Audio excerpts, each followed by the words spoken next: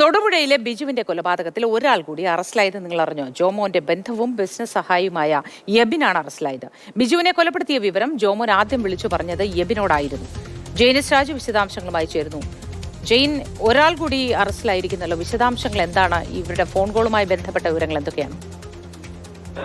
മോദി, ഈ ബിജുവിന്റെ കൊലപാതകവുമായി ബന്ധപ്പെട്ട് 4 പേരെയാണ് പോലീസ് അറസ്റ്റ് ചെയ്തിരുന്നത്. അതിന്റെ അന്വേഷണവുമായി ബന്ധപ്പെട്ട് ഈ കേസിന്റെ ഗൂഢാലോചന അടക്കമുള്ള കാര്യങ്ങൾ പരിശോധിച്ചപ്പോഴാണ് എബിന് ഈ ഗൂഢാലോചനയിലടക്കം അതിനെക്കുറിച്ച് കൃത്യമായിട്ടുള്ള അറിവുണ്ടായിരുന്നു എന്ന വിവരം പോലീസിന് ലഭിച്ചത്. ആ വിവരം ലഭിച്ചത് ജോമോന്റെ ഫോണിൽ നിന്നാണ്.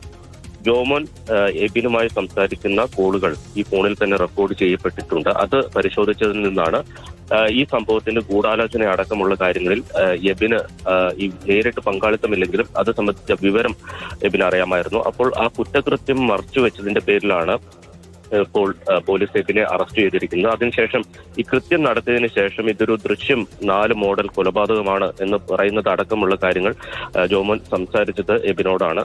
അപ്പൊ അത്തരം കോൺടാക്റ്റുകൾ വെച്ചിട്ടാണ് ഇപ്പോൾ എബിനെ അറസ്റ്റ് ചെയ്തിരിക്കുന്നത്. ഇനിയിപ്പോൾ ഈ കേസിൽ ജോമോന്റെ ഭാര്യയുടെ പങ്കാളിത്തം കൂടിയാണ് തെളിയാനുള്ളത്. ജോമോന്റെ ഭാര്യയ്ക്ക് ഈ കേസിൽ പങ്കുണ്ട് എന്ന നിഗമനത്തിലാണ് പോലീസ് ഉള്ളത്. അവരുടെ അറസ്റ്റ് ഉടൻ ഉണ്ടാകും.